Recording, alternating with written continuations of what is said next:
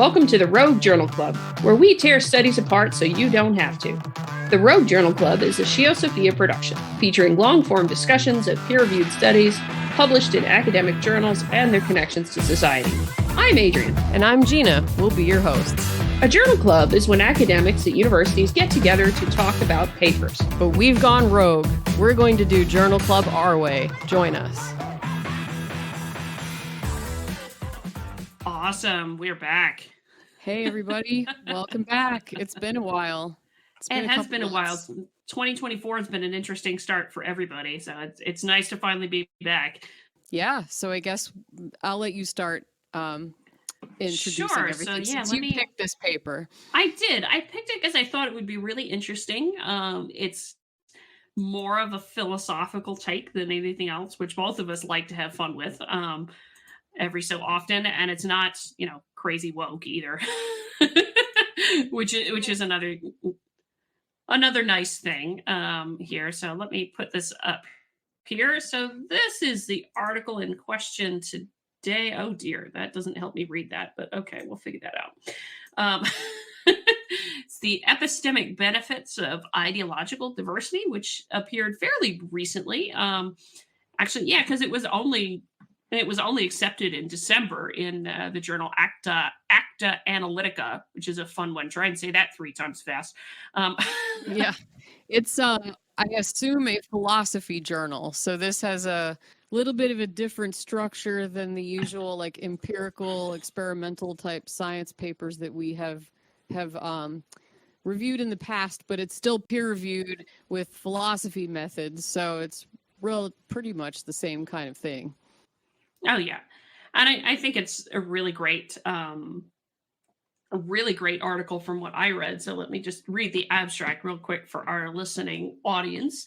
We carry out most of our epistemic projects as groups. Networks of individuals work together to identify questions, accumulate evidence, and settle on answers that lie beyond the ken of individual knowers. This is particularly important for controversial issues.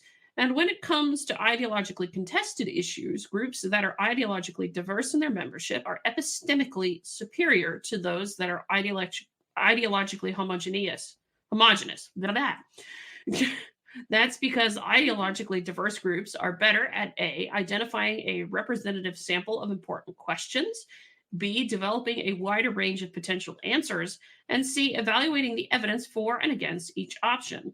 Awareness of this point produces a competence defeater for the relevant outputs of ideologically homogeneous groups. They don't deserve the high level of trust we often grant them. That, among other things, goes a long way towards justifying the public's decreased trust in institutions like social networks, journalism, and universities.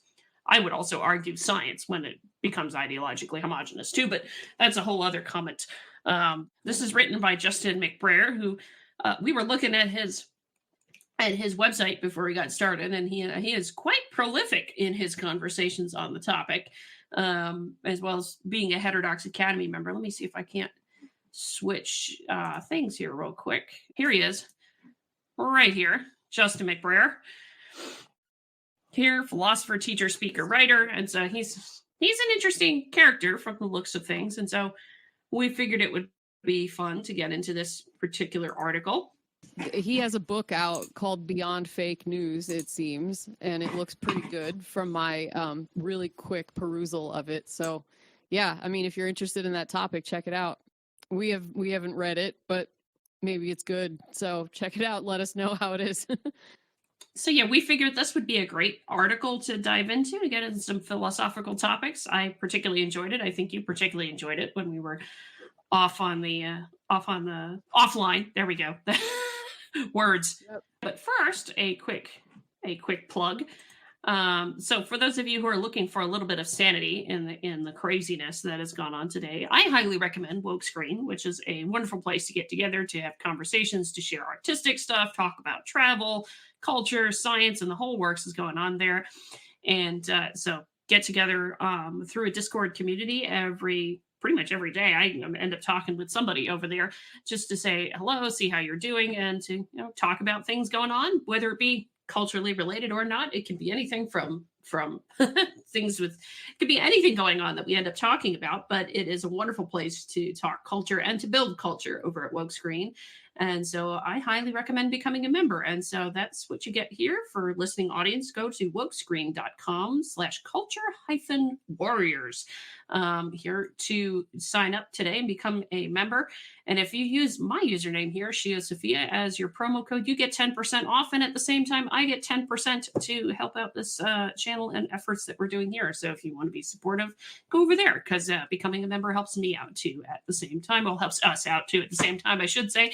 So I appreciate it. So it's wokescreen.com/culture warriors, promo code ScioSophia. And now back to your regularly scheduled program. With that, so good job. Thank you, I appreciate it. So yeah, epistemology, what does that have to do with? Essentially, epistemology is the study of knowledge, or more precisely, study of how we know what we know, and those kinds of things. So like what I have open here is the Stanford Encyclopedia of Philosophy right here, where they talk about the term epistemology comes from the Greek words episteme and logos. Episteme can be translated as knowledge or understanding or acquaintance, while logos can be translated as account, argument, or reason. Just as each of these different translations captures some facet of meaning of these Greek terms, so too does each translation capture a different facet of epistemology itself. Although the term epistemology is no more than a couple of centuries old, the field of epistemology is at least as old as any in philosophy. It's different in different parts of its extensive history. Different facets of epistemology have attracted attention. Plato's epistemology was an attempt to understand what it was to know, and how knowledge, unlike mere true opinion, is good for the knower. Locke's epistemology was an attempt to understand the operations of human understanding. Kant's epistemology was an attempt to understand the conditions of the possibility of human understanding, and Russell's epistemology was an attempt to understand how modern science could be justified by appeal to sensory experience. Much recent work in formal epistemology is an attempt to understand how our degrees of confidence are rationally constrained by our evidence, and much recent work in feminist epistemology is an attempt to understand the ways in which interests affect our evidence and affect our rational constraints more generally. In all these cases, epistemology seeks to understand one or another kind of cognitive success, or correspondingly cognitive failure. So that's the long way to say it's about how do we know stuff and how do we go about getting knowledge and understanding the world around us. And so epistemic, I think... When the author says that we carry out most of our epistemic projects in groups, by epistemic project, he means an effort to know something, whatever that may be. So, yeah. Exactly. So that's, for those of you unfamiliar, that's a term that's thrown around a lot more in the philosophical and knowledge-producing circles, but in reality, you kind of do it every day because you're trying to figure out what knowledge you need to make certain decisions and things like that. So you're figuring out knowledge and understanding of certain things in your day-to-day life, whether you recognize it or not. Yep, that is exactly right.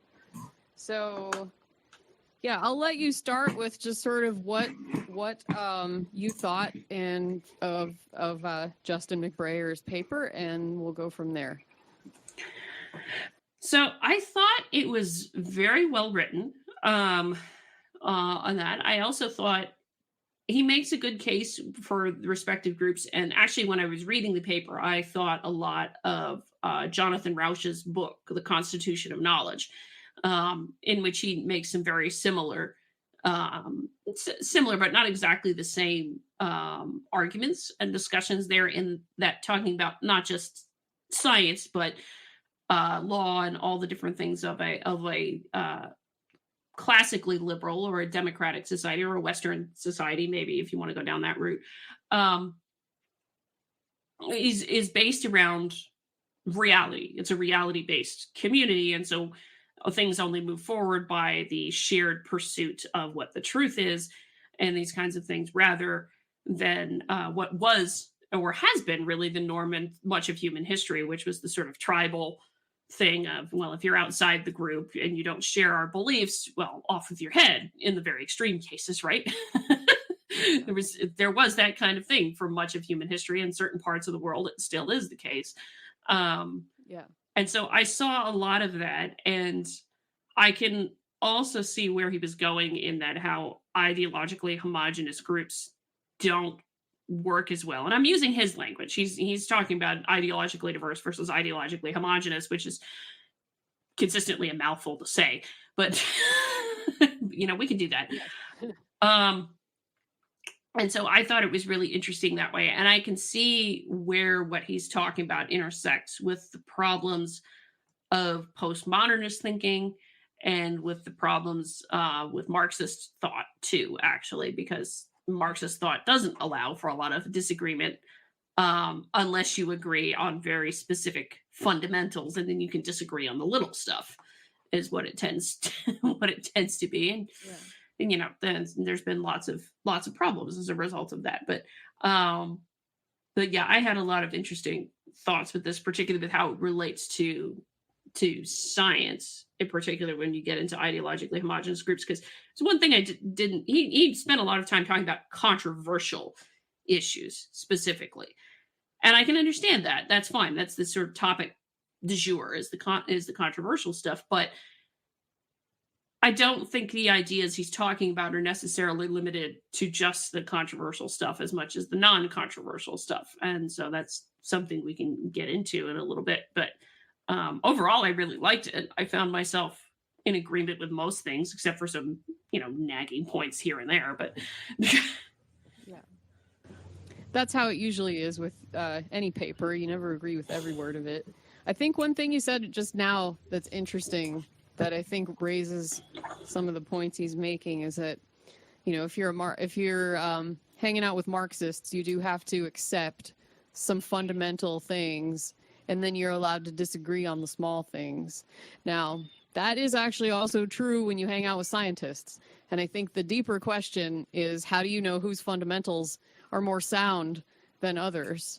And that is a harder question to answer. And what I think all of these questions are, well, all of these kinds of papers, because we've talked about epistemology and philosophy of science in probably every episode of this show.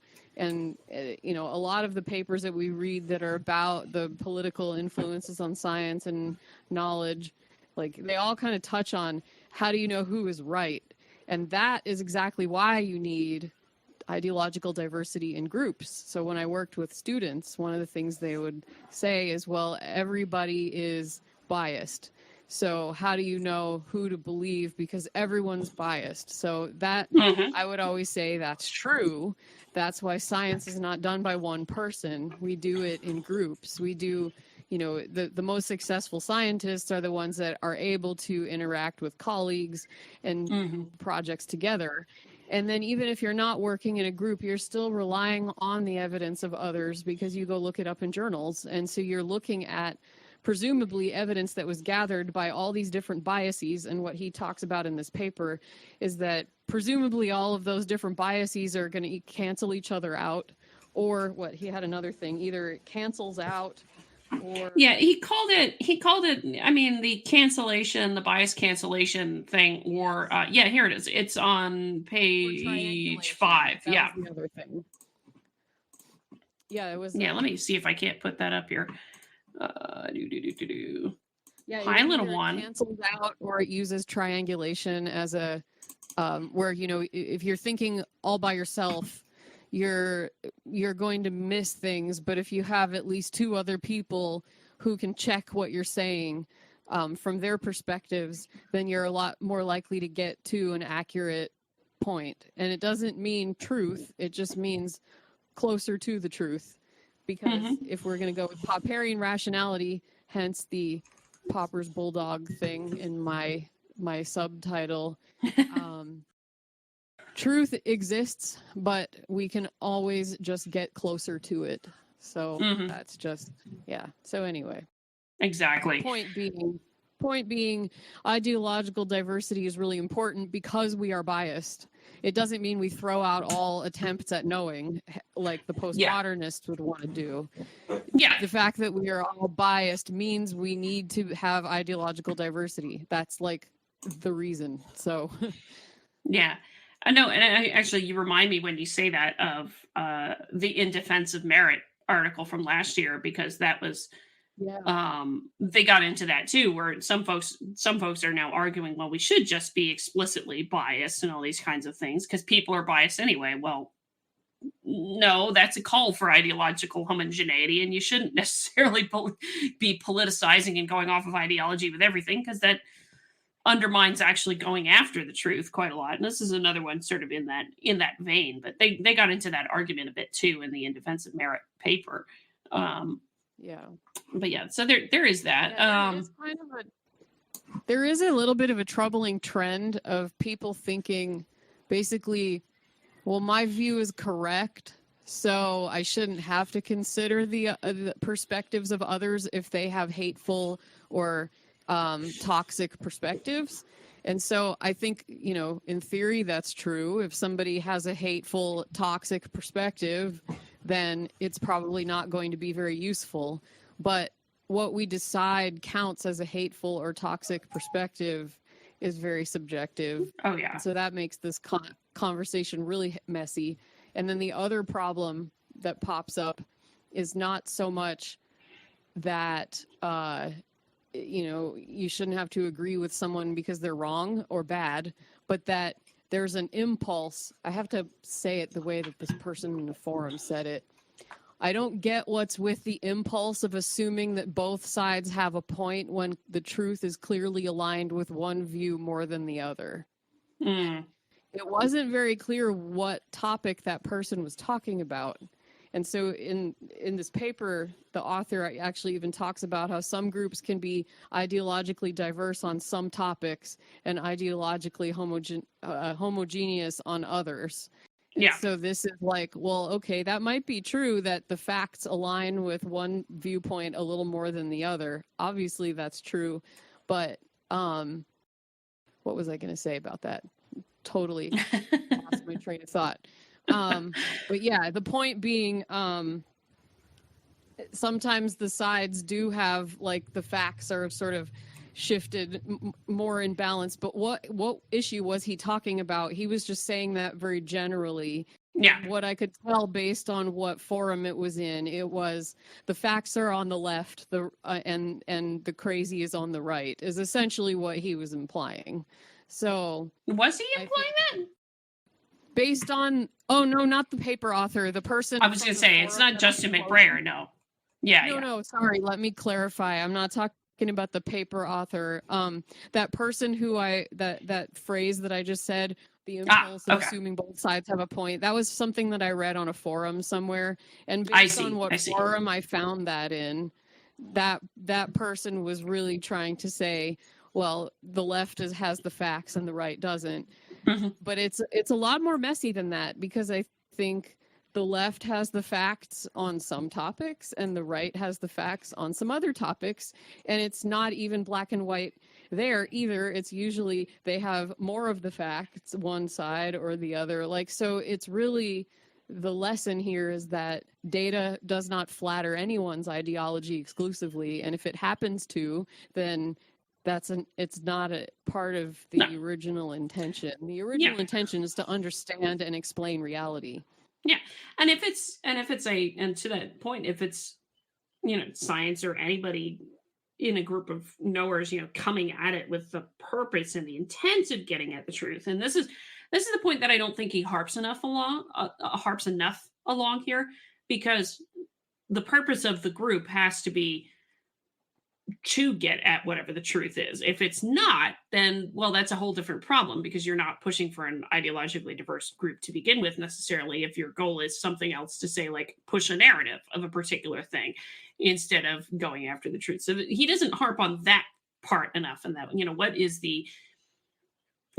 the goal of the group that is doing the epistemic project? If it is the goal to get at the truth, then well, yeah, you may want an ideologically diverse group. But if it's not, well, then you maybe want that ideologically homogeneous group because it's going to reinforce everything in your narrative, and you're going to feel safe and comfortable with it, and all this kind of jazz. And Yep. but if it is a group, say scientists, just in the example here, that is ideologically diverse and after the truth and what have you, they're not really going to be friends to anybody because because they're going to be telling everybody what they don't want to hear most of the time, right? Yeah. Although Is there was another, anybody out there who? Oh, go ahead. Sorry. no, it was what I was going to say. There was another thing that came to mind because I think he mentioned somewhere in there like the weight of the bull thing at some point, Yeah. where it's just like everybody was wrong, but the group together was really close. This is actually known from another direction in statistics, actually, in on sort of ensemble statistics, and not just with human surveys of things, but with models, like with weather forecasting models and with climate models. This is called ensemble statistics, where the group of models together, each one might be really wrong, but they actually together end up getting really close to the truth. And this has been shown empirically for quite a while. Where it's been interesting, and I think would be an interesting parallel to his article, is there's been more recent literature, particularly with the climate side of things, to talk about, because the fact that the models themselves are made by humans and humans share code with each other and all this kind of jazz, the models don't end up being perfectly independent from each other. And so sometimes the sort of average of all of those models isn't quite so perfect because, well, you have some solutions that cluster together because they incorporate things that are, they're not entirely independent. The notion of ensemble statistics requires that each member be perfectly independent from each other. And so you can do that with a group that's just like randomly guessing, the weight of a bull or something like that. But there are some cases where that's not entirely true. You might be, influenced by your neighbors around you to go after a particular solution or to do that. And he talks about that to a degree in here with the non-epistemic pressures to say things or to or to believe certain things. And so I think it's an interesting parallel between the statistical kind of stuff where it's been talked about in ensemble statistics, that things that are not perfectly independent from each other, the mean isn't always going to be right exactly the best possible answer. So sorry, that was just a tangent related to physical science. No, that's actually pretty cool. I'm sure if the author saw our show, which, hi, if you are watching, thank you. Hopefully you don't butcher your work here. I'm going to read the thing that you're referring to, because if the listeners have not read the paper, they don't know what you're talking about with the bull's weight. So yeah, I think I've got it here too. Go ahead and read it. I'll put it on screen too. Okay. So James Surowiecki, I'm not sure that author's last name, opens his book The Wisdom of Crowds with an arresting anecdote about the epistemic potency of groups. In 1906, Francis Galton attended a British fair offering a prize to anyone who could guess the weight of the prize ox. Anyone could make a guess, and fairgoers of all size, stripe, and background did so. At the end of the day, 787 individuals submitted tickets. No one guessed correctly, not even the experts in the group. However, when arranged in a bell curve, the average guess was 1,197 pounds. The actual weight of the ox was 1,198 pounds, so it was a pound off. The crowd's guess was almost perfect, despite the fact that no individual in the crowd knew how much the ox weighed. That, of course, is just one example. In general, is it true that groups are more likely to get to the truth than individuals? And then he goes on to talk about some other stuff, but one thing that I actually wanted to say about that kind of annoying, nerd objection is, so even though no one guessed correctly, not even the experts in the group, were the experts at least closer? That is a fair question. Did the experts get closer than the general public? Because there was another example that he gave about that Who Wants to Be a Millionaire show from... Yeah, here it is. The 90s or 2000s, whenever that was. So he says, in the game show Who Wants to Be a Millionaire, contestants were better off polling the crowd rather than phoning an expert. Telephoned experts got the answer right 65% of the time, whereas the crowd nailed it 91% of the time. So that is a little misleading in terms of like, you know, we shouldn't trust the experts, we should trust each other. I think what it actually is saying is that one expert may be inferior to a group of people, some of whom may be knowledgeable and some of whom might not be. And so that it's not necessarily saying that experts get things wrong more often than the general public. And so there's a lot of questions to think about, like, what is the topic too? So I think in general, an expert is going to be more knowledgeable than a non-expert. But if you're comparing it from an individual to a group, then I could see how something like that would be accurate. But I wouldn't want to send the message that we should all just be polling crowds if we want to understand something and not listen to experts. So I am definitely not a fan of like trust the experts simply because they're experts. I think that's obviously a logical fallacy and an appeal to authority.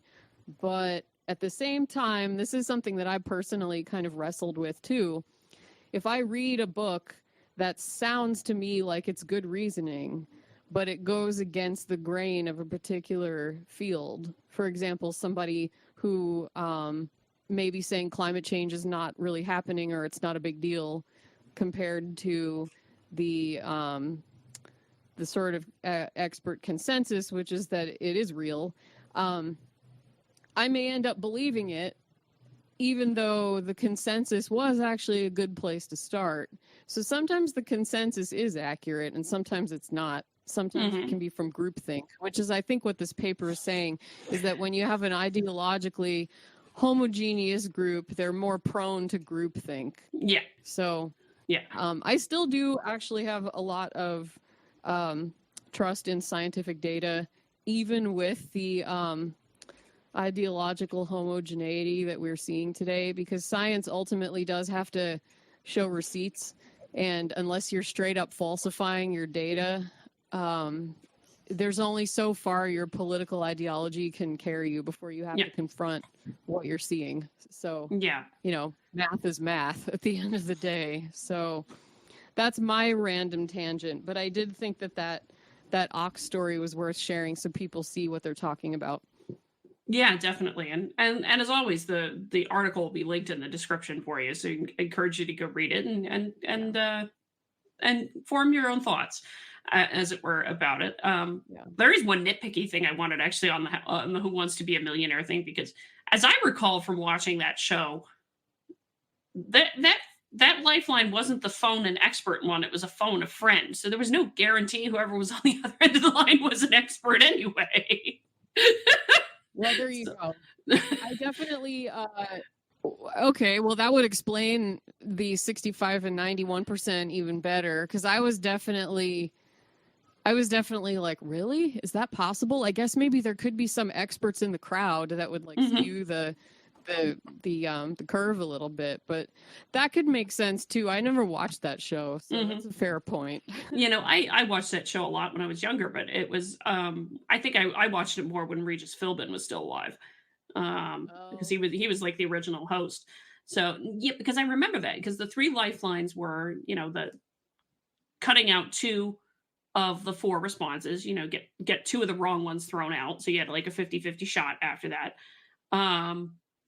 Then it was the crowd, you know, the poll the crowd thing, and it was phone a friend. But I mean, I think what it was, and I'm going off of memory, is that the contestants, you know, before the show would say, these are the 3 people that I want as phone a friend, and they'd either know mentally or it was written down, you know, like who's the friend that I think will have the most expertise on particular questions of different topics and things like that. And so they would call that person. The one exception was the one guy who won the first time.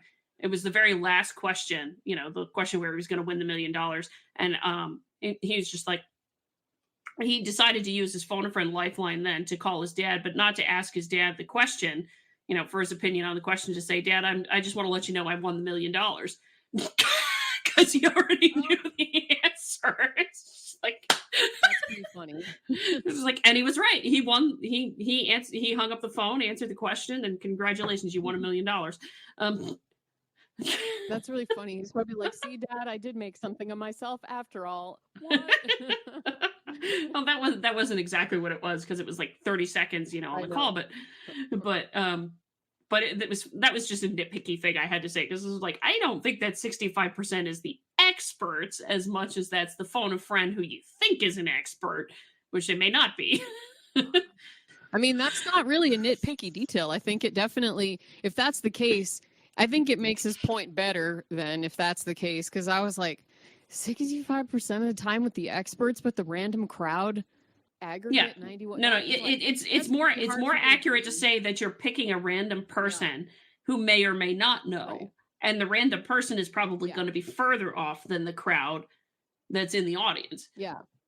Because the crowd is going to have people that really know and that really don't. Mhm. And so if you just rely on one I mean, if you picked one person out of that crowd, you would probably not have the same odds. But yeah, so it's just saying basically that aggregate generally is good. And that's why we have science working the way that it does, Mhm. with lots of papers published about the same type of questions, and that you can look at the question from this angle, from that angle, from that angle, and then at some point you can get a reasonably accurate picture of reality. But then there's always going to be something missing, so you can always learn something new that may falsify that view of reality, or it may not. And that is actually kind of a Bayesian way of thinking about it now that I'm going through it. But it's still compatible with Oh, exactly. Popper, Yeah. my favorite guy.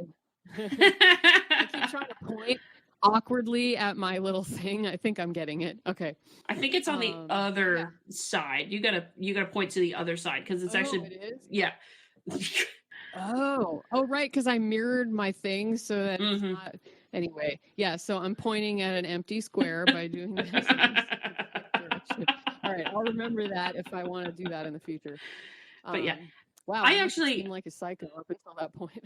Oh no, it's okay. We got it. It happens. And remember, the listening audience can't tell anyway.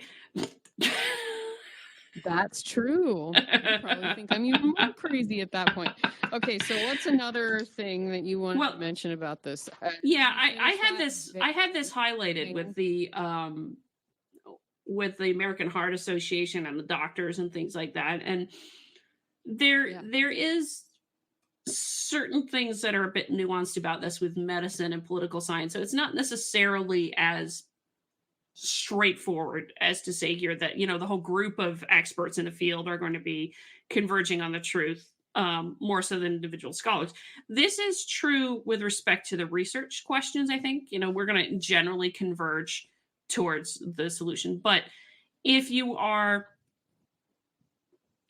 example with your local doctor, the reason I have a little bit of consternation about that is the American Heart Association is not going to have as much information and knowledge about me or have worked with me to know my preferences in medicine as much as my primary care doctor would. And so I don't necessarily like that particular thing. Again, this is a little nitpicky, but it is a point to be taken here in that your local doctor, your primary care doctor, is going to have more knowledge about you and whether or not that medical thing that the American Heart Association, per this example, is fond of or thinks is true. Your doctor is going to have more information about whether or not that particular thing is going to be good for you when it may be said to be good in general for everybody by the American Heart Association. Do you know what I mean? Yeah, I think it depends on what you're asking the American Heart Association or your doctor. Like, what? Yeah. You have a choice between trusting them about what. So, like, whether or not I'm going to be able to tolerate this particular medication, that's probably a better question for the local doctor. But then what does the data say about saturated fat and heart disease? Exactly. Your doctor might have some fringe opinion, but the American Heart Association is going to have an aggregate of fringe and non-fringe opinions that are going to sum to something that's close to the truth. Yeah. So, exactly. So it's a little bit more nuanced than just, saying trust your local doctor more than the American Heart Association. Well, about what? is the thing. Yep. If it's the information about saturated fats or this heart condition or something like that, some sort of general information knowledge, then yeah, I might go with the American Heart Association. But the other reason I highlighted this goes back to the whole point of the paper. Well, if the entirety of the American Heart Association is ideologically homogenous on an issue, then I wouldn't necessarily trust them over my local doctor. Yep. Yeah. You know? I mean, I've had some pretty hokey doctors in my life, and I think I probably shouldn't have trusted them as much as I did. Well, that too, but thankfully, the people that I see now are good. But picking a doctor is one of those epistemic challenges that all of us have to deal with at some point in our lives.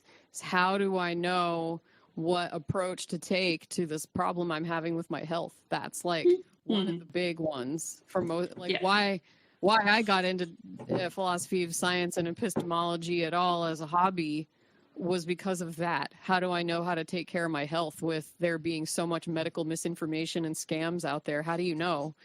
Sometimes someone can sound very confident and well reasoned and be completely insane. So if you don't know how to assess that kind of thing, you can fall for it.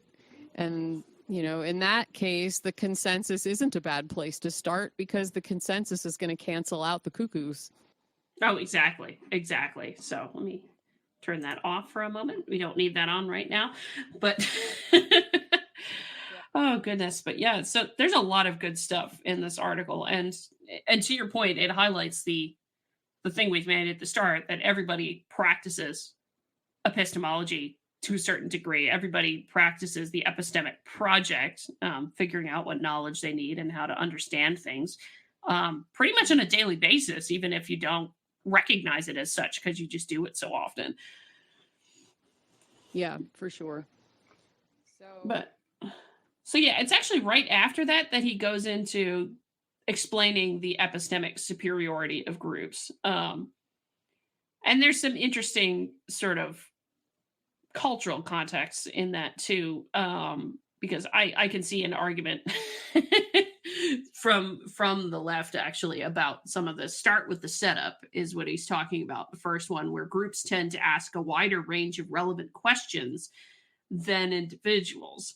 And so, yeah, let's see. As individuals, we approach an issue from our own idiosyncratic perspective. Once we frame an issue in one way, it becomes difficult to see the issue from another perspective. Indeed, we're often surprised by the questions that others ask about an issue that's familiar to us. This actually happened to me recently in a conference I was attending. So it's like, oh, yeah, I never thought about it that way before. What do I do with that? Those kinds of things. But where I was going to say, I see somebody talking about it from the left. This has been one of the interesting arguments for trying to push for new kinds of funding sources or changing things in science recently has been, well, it's always been this group of people that have dictated funding for XYZ things, and that's why this research is underfunded, because it comes at it from the identity group. This identity group has been dominant in this, so that's why there's been research on this for a while, rather than the ideological diversity of the group. It's been the epistemic. It's been the identity focus that I've heard from the left for so often about why these kinds of questions should now not be focused on, because it's been the focus of this group of people for so long who've driven science to the detriment of the arguments from the postmodernist line.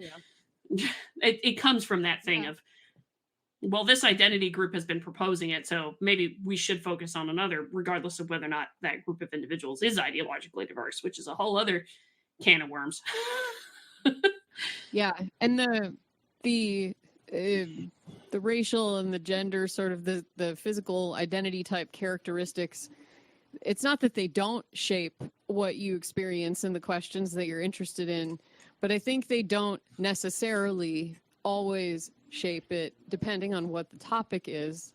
Mm-hmm. So I think that it's always worth asking, is there a relevant reason to consider the race or the gender or the sexual orientation or the ethnicity or the height or ability status or whatever it is that disability status. I don't know how you say it. I think that's what the proper way of saying that I is. forget what it is, but yeah.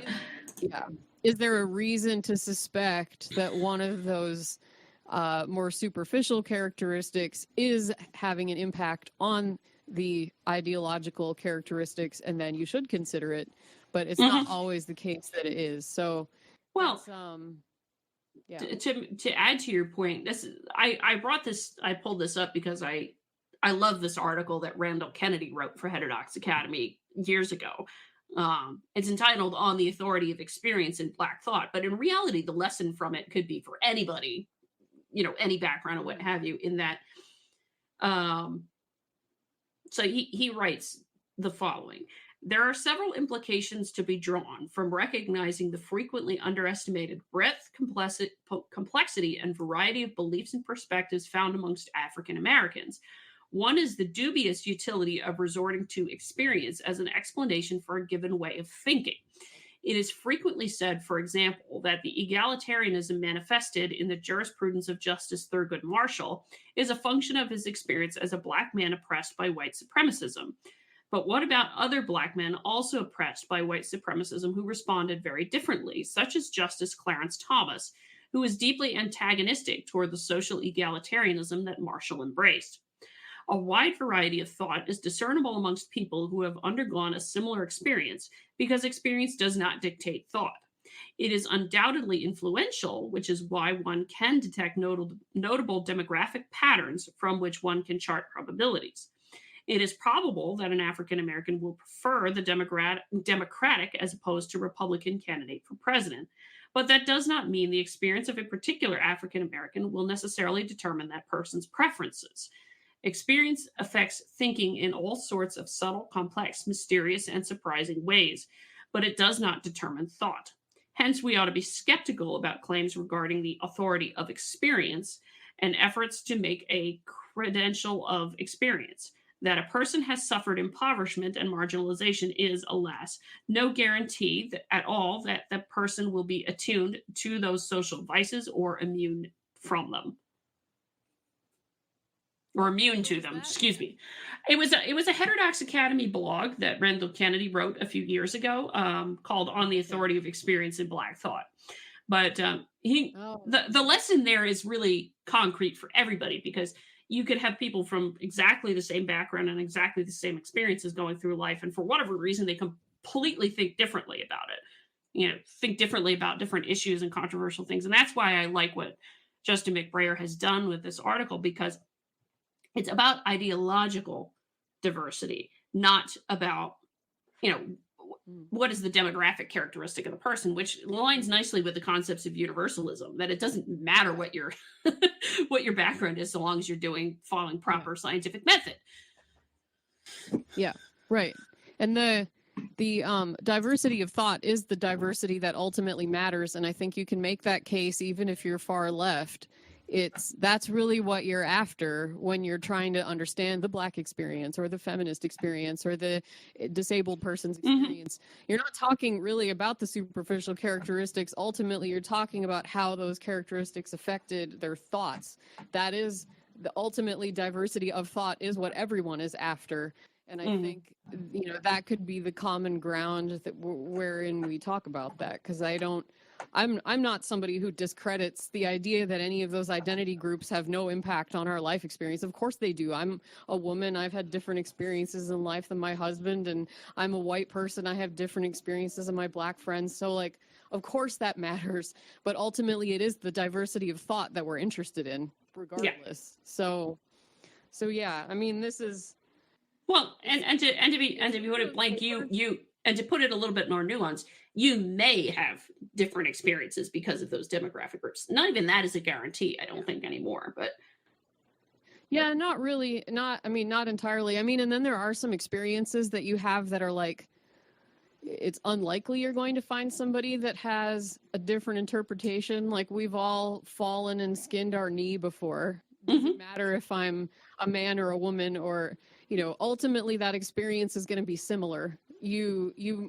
some people have maybe a higher pain tolerance than others, or they think they have different emotions about what it means to fall and skin your knee, but ultimately there are a lot of commonalities to that experience that are not controversial, that your identity group matters not at all, unless you don't have a knee, I guess. You know what I mean?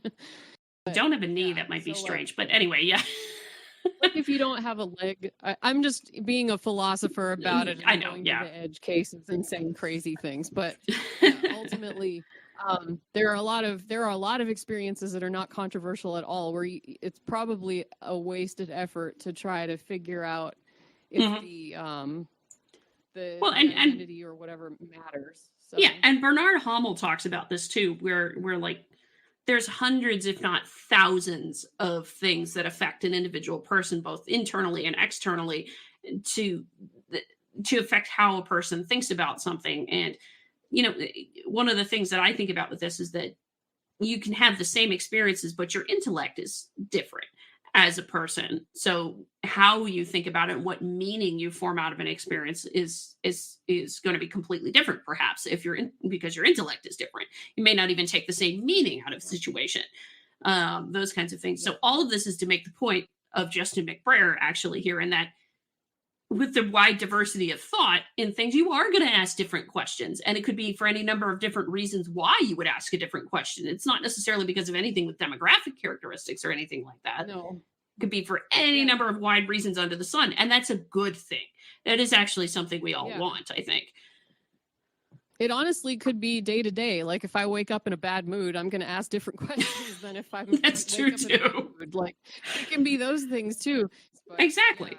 But that's just to make Justin, and that's a long tangent for us, but it's just to make Justin McBrayer's point that, you know, the very different backgrounds of folks can mean very different reasons for thinking the way they do. And that is really good to have. We need the ideological diversity here, not necessarily, you know. Yeah. That's one of those topics that I think maybe the right and the left actually agree on more than they think they do. And I think it's worth pointing it out because, you know, ultimately it is the thought that we're getting at.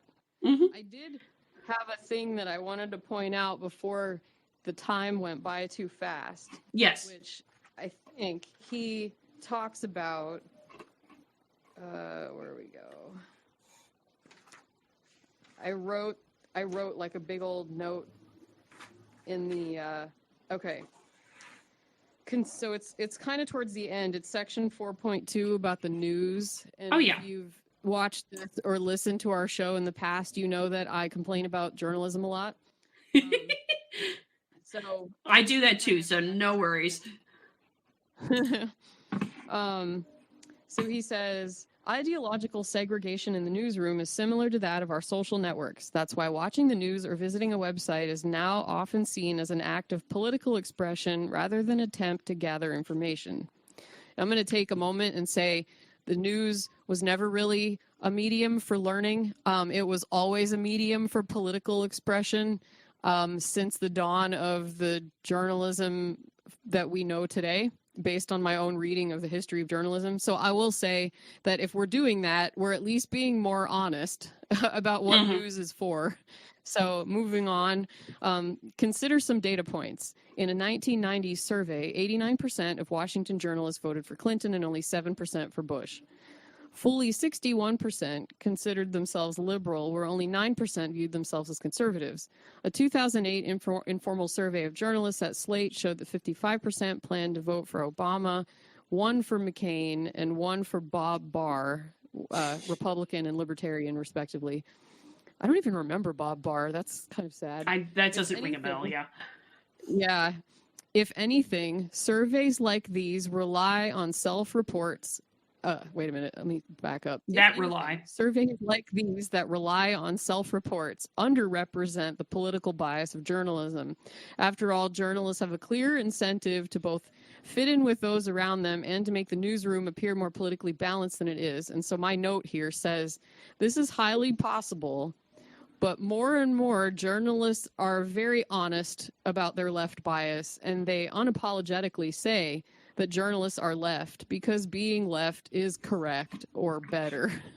I don't think increasingly the news feels particularly bad about their biases. I don't think anyone's trying to make the news look more balanced. Not anymore. Maybe it depends on the outlet, but I do also, in a related measure, think that academia does not feel super bad about its bias either. And I get the sense that, and it's not even a sense, because I could find it in a journalism textbook that I have in a PDF on my hard drive.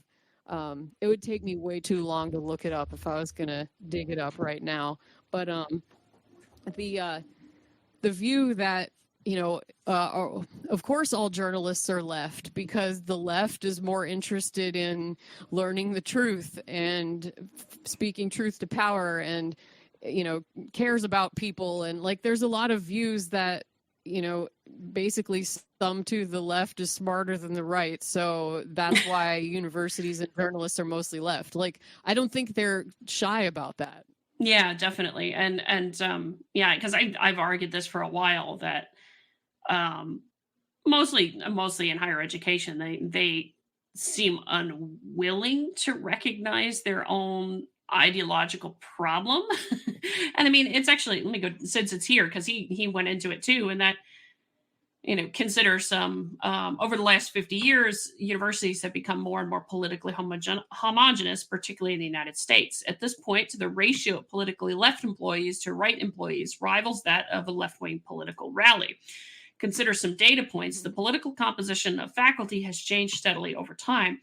Survey data show a faculty ratio of 2-to-1 left to right wing in 1969, but 10-to-1 in 2002.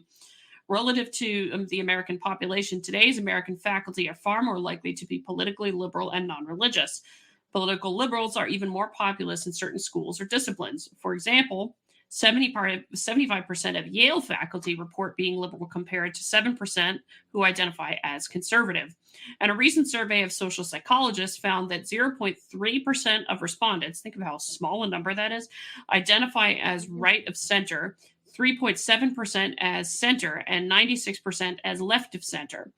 A recent 2018 survey of nearly 9,000 faculty at America's most prestigious liberal arts colleges found that 38% of those colleges were Republican-free.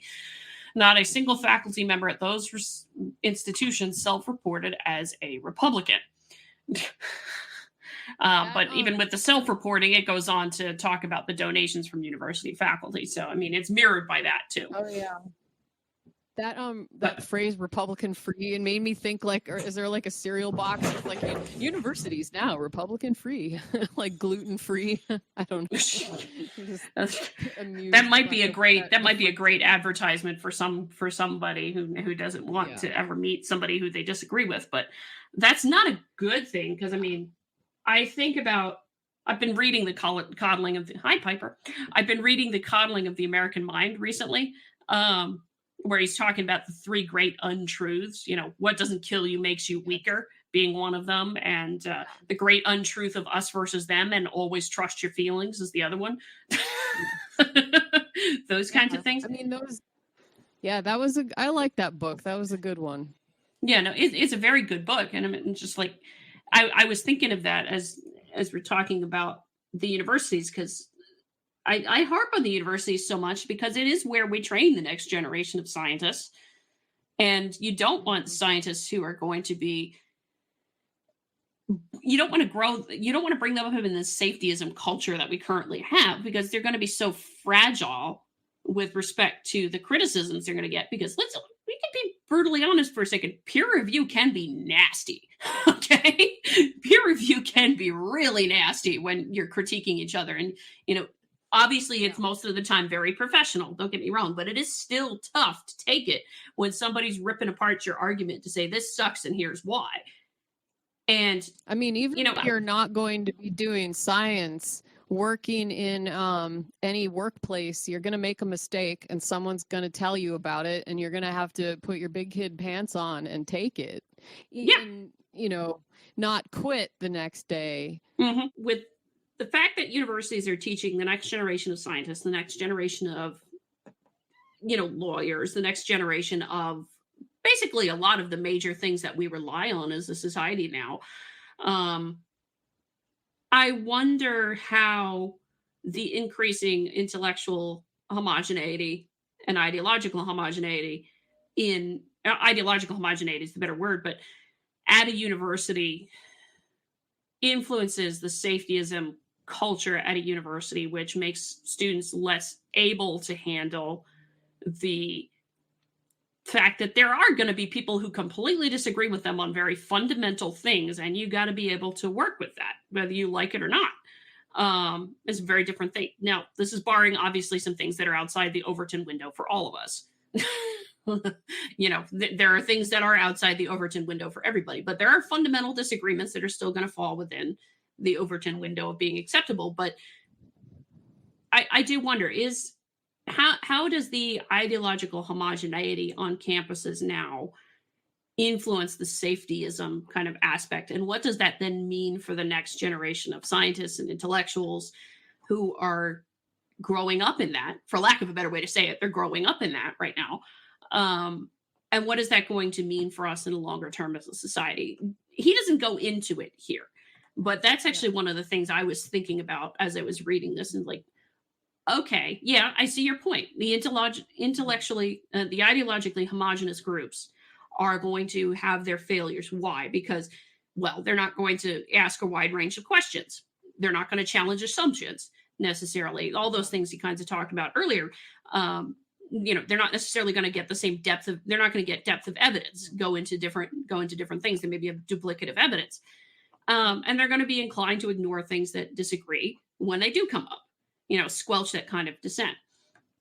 But what does that mean for us as the future comes around, with the many different kinds of what some of my colleagues would refer to as wicked problems, these really interconnected problems that we have to deal with in society, whether it be, managing pandemics or dealing with climate change or any number of other kinds of things like that, and you guys know where I'm at with climate change, so I'm not going to dive into that, but it is a wicked challenge. We're going to have to deal with that, whether one way or another, probably.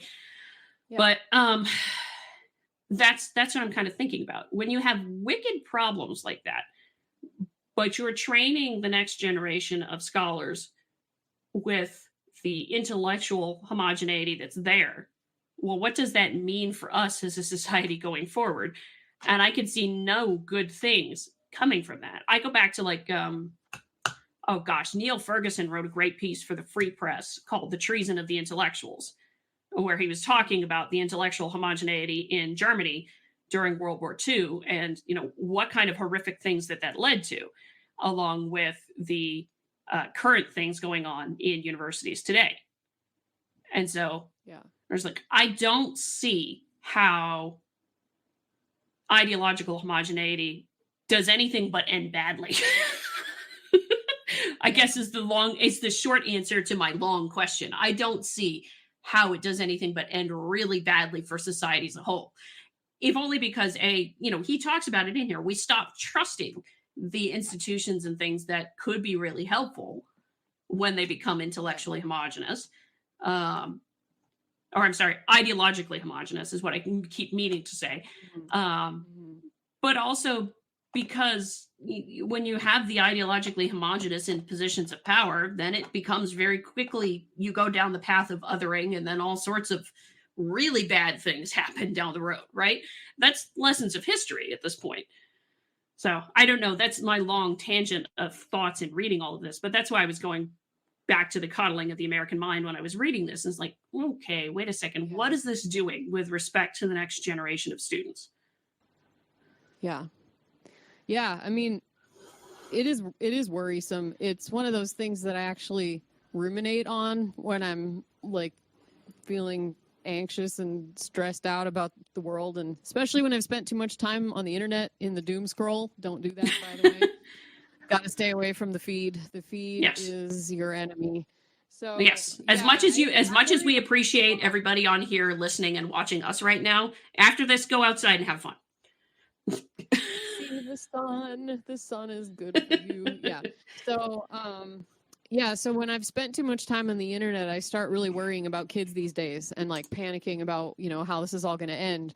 And I for what it's worth, I think that when people are young, when they're under 25, their political views are way more naive and shakable than we as adults look back and think. Like, my own youth was really focused on my health, and my political views were more like, they weren't really sophisticated political views. They were just beliefs, like superficial beliefs that you would form at that age.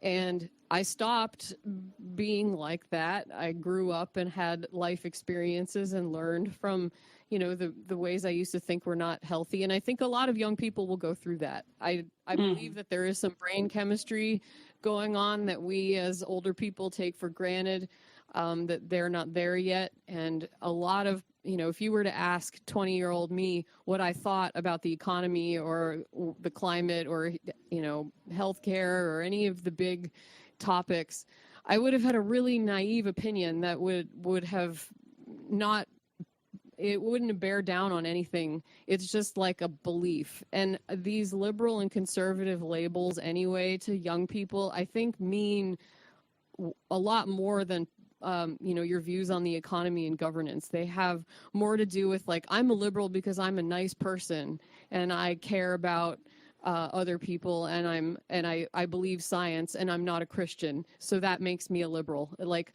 or I'm in touch with my feelings, so that makes me a liberal. Or someone who's a conservative is like, I'm a conservative because I'm a Christian and I'm tough, and self-reliant. And like, what does this have to do with governance in the economy? It does, kind of indirectly, but I think these labels, when people say they identify as one thing or another, it means so much more than just what you think the government and the economy should be. So when I think back to when I was calling myself a liberal, I think I really didn't understand communism and socialism and capitalism very well at all, enough to form a real opinion about that. And when I became older and I experienced life, I had a better understanding of all of that stuff and was able to form more sophisticated views. And so I imagine that none of this is going to end any particular way, because life just continues and evolves and grows and changes. And so I want to believe that a lot of younger people will develop more sophisticated opinions on these issues with time, and that, like, panicking about what college kids think is probably not healthy for all of us. So, No.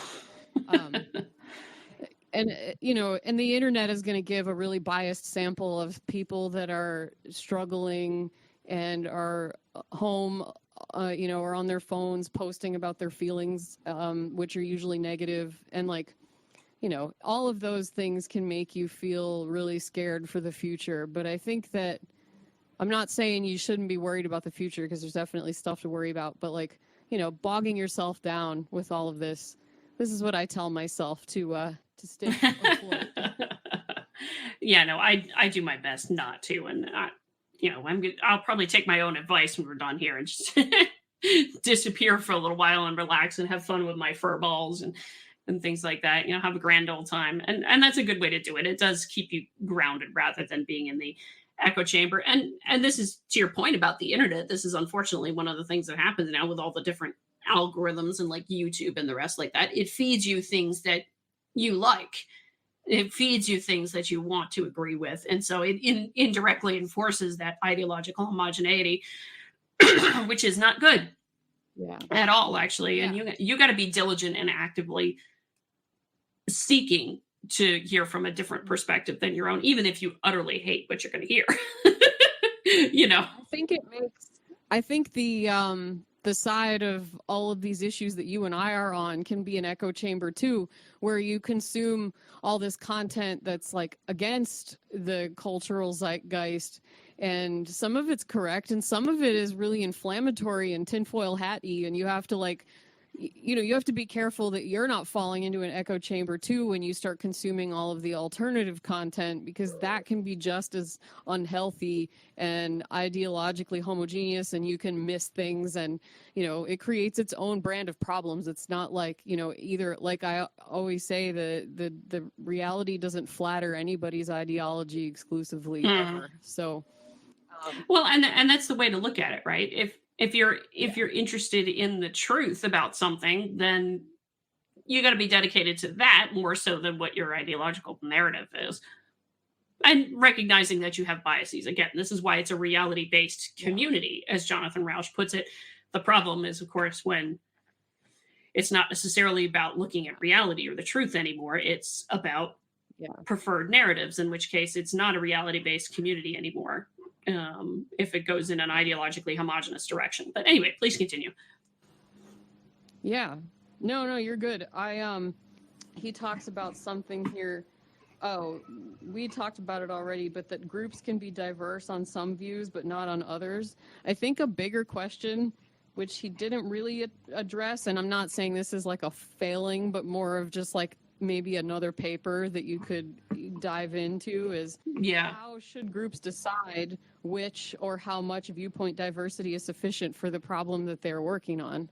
So does it matter if all of the climate scientists are left, if all they're working with is math at that point? But maybe if all the climate policy people are left, that would pose a problem. But if the people doing the math are left, does that really matter? You know? So it just like, what is the question that you're after, and to what extent does the ideological diversity bear down on it? Yeah, and I mean, that's a point in here. With some kinds of questions, it may matter more than others how ideologically diverse someone is. But I mean, we're also in an age where things are slightly crazy at the moment, with certain things going on. So maybe a little bit need a little bit more ideological diversity nowadays than we had before, on everything, really. The biggest downside to the ideological homogeneity for me was the culture, and just what opinions about anything that were or were not acceptable to have, like just lifestyle choices for that matter. Like I don't want to give away too many more personal details than I already do on the show. Don't do more than you feel comfortable doing. So I think it's just, I can just say, broadly speaking, academic culture is very exhausting because of the ideological homogeneity. When you just hear people make these offhand comments that everyone agrees with this thing that I'm saying, and I'm like, well, I don't agree with that, but I'm not going to say shit. So, and he actually had those experiences happen. Yeah, and actually he had a section about that. Because I remember reading it. He had like a bullet point section on groupthink and the non-epistemic pressures to conform to that. Oh, I think I see. Yeah, here it is. It's on page 10. Yeah. So humans are influenced by a wide range of non-epistemic motives, including speaker confidence, conformity effects, etc. It's difficult to underestimate the power of these non-epistemic incentives. For example, in an information cascade, people will readily discount their own private information to vote with the majority, even when there is a monetary reward for getting an answer right. And insofar as these social pressures count as irrelevant influences, groups with these sort of pressures are going to miss the truth more often than groups without such pressures.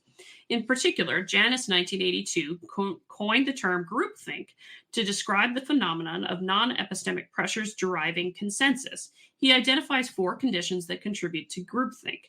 Cohesiveness. Group members have non-epistemic ties to one another, like affection. Homogeneity. Group members share social and political backgrounds. Insulation. Group members don't send or receive signals from the outside. And weak leadership. Group leaders who are not impartial or who squelch open inquiry and critical evaluation. Let's see. At least the first 2 of these conditions are more likely to obtain in an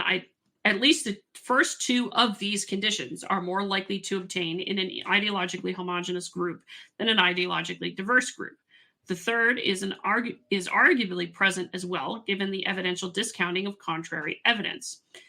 Hence, ideologically homogeneous groups are fertile ground for groupthink. None of this shows ideologically homogeneous groups are epistemically worthless or that they're even on par with individual investigators. The conclusion is strictly contrastive. The ideologically diverse groups have a decided epistemic advantage over ideologically homogeneous groups when it comes to answering controversial questions. I would actually argue all questions, really, but anyway. The conclusion is not merely theoretical.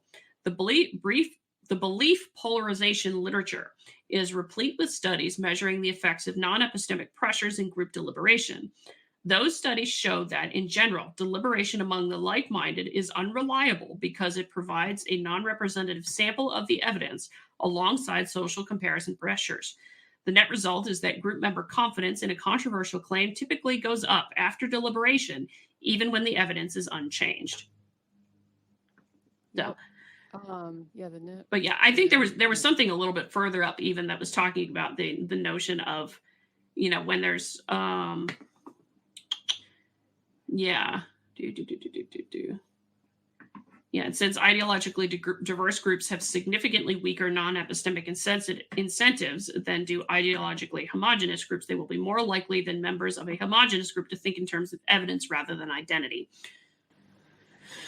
Yeah, I think that one of the reasons people seem to shy away from the heterogeneous, I can't even talk, ideological diversity is that it's harder work. There are more things you have to take into account and grapple with when there are people in the group that don't agree with you. And I think ultimately that's better, because even if somebody in the group has a terrible opinion, it's possible that there will be other people out there that will have that terrible opinion, and you're going to have to address it, and your position and your work in general will be stronger if you've got a way to address that particular point being raised. Even if it's a stupid point, somebody's going to wonder about it. That, we don't think things in a vacuum. So it's ultimately, I would say almost always, just because I'm not an absolutist about things, almost always better to have diversity of thought, like pretty much almost always. Oh yeah. There was a point here that I don't know, this is like a little bit of a random aside, but he's taught, it says weak leadership, group leaders who are not impartial or who squelch open inquiry and critical evaluation. I think if you're a strongly ideological person, you would consider that to be strong leadership, because then you're keeping everyone on message. Mm-hmm. And, all these pesky open inquiry and critical evaluation people are just getting in the way of the objective. And so I don't know that weak leadership is the right phrase. I would call it poor leadership, maybe. Yeah, something like that. Yeah, I guess. And there was another thing about, I can't even remember where I saw that, but he mentioned that like people tend to dig in their, so it kind of made me rethink this common saying that people have in like the science communication world, that if you try to argue with somebody, it makes them, and you tell them they're wrong, it just makes them dig in their heels more. And he made a point that actually what makes people dig in their heels more is not necessarily being argued with, but if it's like a weak argument, that makes them dig in their heels more. But a good argument. Oh yeah, I know what you're talking about. It's the weak. Yeah. I gotta find it, but it's the. Let me take this off for a second. The weak minority view argument. Yes, yeah. If it's a strong minority view argument, it might be convincing. So the incentive, I think, to actually come up with good arguments, good hypotheses, here it is. I found it. Thorough papers. I think all of that. There was a while where you're starting to get to the point where like, what's the point of doing science communication at all? Because if you tell somebody they're wrong about something, they're just going to dig in their heels. But if you've done a good job communicating, it might be worthwhile. So yeah. Yeah. So here's the section you were talking about. Consensus formation among the faithful runs the risk of suppressing dissenting voices or data. Confirmation bias and my side bias both drive this evidential discounting. Group members will selectively evaluate the collected evidence in ways that are favorable to their ideologically preferred outcomes. Worse, members of the group holding a minority view about the controversial issue are subject to a stereotype threat, further limiting their contributions to the group. Finally, as the literature on epistemic injustice for outsiders makes clear, minority voices often produce a kind of inoculation effect where the members of the majority strengthen their view in the controversial issue after exposure to few or weak arguments for the minority view. So but what to be clear, what he's talking about here is not the postmodernist kind of view of minority demographics or anything like that. He's talking about who holds the minority viewpoint, the minority of people who hold the viewpoint on a particular issue or multiple viewpoints, as it were, because there's weak arguments for that minority view, and so it ends up inadvertently strengthening the majority view, is what he's talking about with that. Yeah. In this kind of thing, just to point there, but yeah, when we train science communication students, we always say, like, first thing is when you go out there and you start communicating science, make sure you know what the hell you're talking about. Because if you do a bad job of communicating the science, it might make a science denier more strengthened in their opinion on something that is inaccurate. Right. So make sure that when you go out there, you know what you're saying. So, exactly. Yeah. Yeah. But yeah, that's actually right before the section I was in. So, cool. Well, let me pull that away for now. Those are all the things that jumped out at me from this paper. I do still think that the left-wing bias is very well known to a lot of people in the institutions being accused thereof, and that they're not all that stressed out about it. They're actually like okay with it. And that might be a bigger problem than... That might be a bigger problem. I also go back to, and I wonder if it's a lot like, the example I go back to is at one point Joe Rogan had on Jack Dorsey and his lawyer when he was still the head of Twitter, and Tim Pool at the same time. And it's a great conversation because the reason it came on is because Twitter at the time had put up all these policies about misgendering and all this other kind of stuff. And Tim Pool was making the point that, well, your rules are biased toward your particular political belief. And so it's inherently against folks who do not hold that same belief. So how can you say that your rules are fair? And Jack and his lawyer couldn't wrap their heads around the fact that, their belief wasn't the center of the road and it wasn't neutral. And so they were, making rules that aligned with their own beliefs and shutting out people with a different opinion inadvertently with their own rules. They just couldn't wrap their heads around that. And I do think there's a certain similar thing that, in the bubble, this is what is the normal sort of center belief, where it's not that when you get outside of that bubble. And again, this is all the more for an argument for you really should have some ideological diversity involved. Yeah, there are, I think one of the problems too is mischaracterizing the other side's view. And so, if you present the idea that, oh, maybe you should have some more conservatives on your team here, because for some reason the problem that you're studying would benefit from some different perspectives on how to solve the problem, like policy or economic things. And then, you would get, maybe if someone's very extreme and emotional about the word conservative, they would say, well, I shouldn't have to listen to someone's opinion who believes half the population doesn't deserve rights. And I'm like, well, you would be correct if that is what a conservative actually believes, but there are... It's an incorrect statement. I'm not going to say there are no conservatives that believe that, but I would say that the vast majority of them have nuanced opinions about whatever it is you're talking about, just like any other person. And, the right makes the same kinds of... they both do. I mean, they both do it. They both make these hyperbolic statements about each other without coming to an actual understanding of what the other side believes. Although one might argue that some of the more like center right folks are actually better about understanding center left and left, but that's a whole other argument for another day. It probably depends on the individual person. It does. I think it depends more on the individual person for sure. Wow. I don't know. I have much else to add. Yeah, I think the conclusion that I drew from this is we have a lot of challenges ahead in figuring out how much ideological diversity is appropriate for which problems, and how to listen to each other and not make cartoonified stereotype straw men in our head of the other side's viewpoints, and catastrophizing. Don't engage in the catastrophizing and mind reading. Yeah, I think getting to a point where we can humanize each other again, like to see one another as people. And, some of the really nasty things that strangers on the internet have said to me, it's just like, hope you're just having a bad day and taking it out Yeah. on a text block, because if that's how you see the world, then I'm very concerned. So I try, not to let that color my view of the world. But, we are in a weird place now where I think the polarization at least feels like it's worse than it ever was. Whether it is or not is really hard to measure, but it feels like it is, that's for sure. Mm-hmm. Well, and there's some studies that support that things have drifted apart and the overlap is not anywhere near as much as it used to be.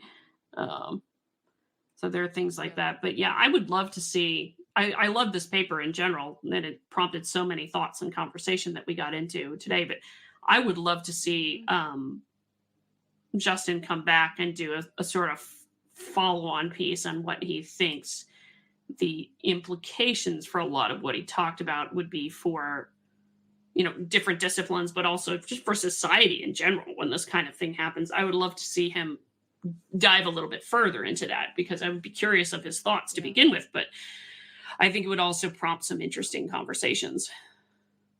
It sounds like it would be a good interdisciplinary paper that he could collab with other people from other fields who might be able to weigh in on the actual scientific side of the come to think of it, issues.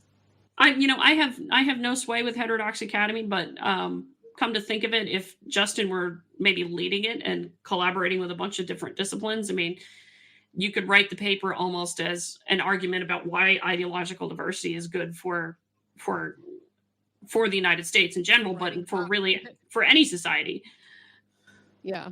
And why writing about ideological diversity is also requires ideological diversity. Well, yes, that too. Studying the problem itself requires ideological diversity to begin with, and a willingness to engage with the fact that that's, letting someone into your group that thinks differently from you is not a threat, it's an asset, and just being willing to do that at all is well, and there's also the paradox there with the Overton window and tolerance of certain things, because there are certain things that all of us cannot tolerate, and viewpoints that are not necessarily welcome at all for anybody. So what's the relationship with viewpoint diversity in the Overton window, and how is the Overton window moving around? That's a whole other interesting philosophical conversation in and of itself. Yeah, we got to get past the problem of believing that the unacceptable views are on the other side. That there are acceptable views on the other side. We have to get to that point at least first. It's assuming before you have an idea in your mind about what a conservative or a liberal is, you should probably understand the best version of the viewpoint first, not exactly the most sane version of the viewpoint. So exactly. Yeah. Well, let me do one last plug before I totally forget here. And don't forget, if you would like to become a member, go over to wokescreen.com/culture-warriors and use code ScioSophia for 10% off your membership. And you also give a little bit of support to this channel. Also, we tremendously appreciate it as a result of that. So wokescreen.com/culture-warriors. Promo code ScioSophia for 10% off. And it's a fun, fabulous place to go. I am a member myself, and so it is a fun, fabulous place to go chat with folks. You get away from the craziness that is online by, oddly enough, being online. But anyway, with many interesting things going on all the time and new things being added every day. So yeah, it's there's at least a barrier to entry with having to pay for it. I think that does at least filter out trolls. It does. No one's going to pay to troll for sure, but I highly encourage it. And actually, coming soon will be new collaborations between this channel and Wokescreen. So we're going to have some fun with that. So stay tuned. Thanks for watching this episode of the Rogue Journal Club. If you would like to suggest ideas for the show, please consider becoming a supporter of Wokescreen at wokescreen.com/culture-warriors. Use promo code ScioSophia for 10% off your membership. The Rogue Journal Club is a ScioSophia production. Copyright 2024.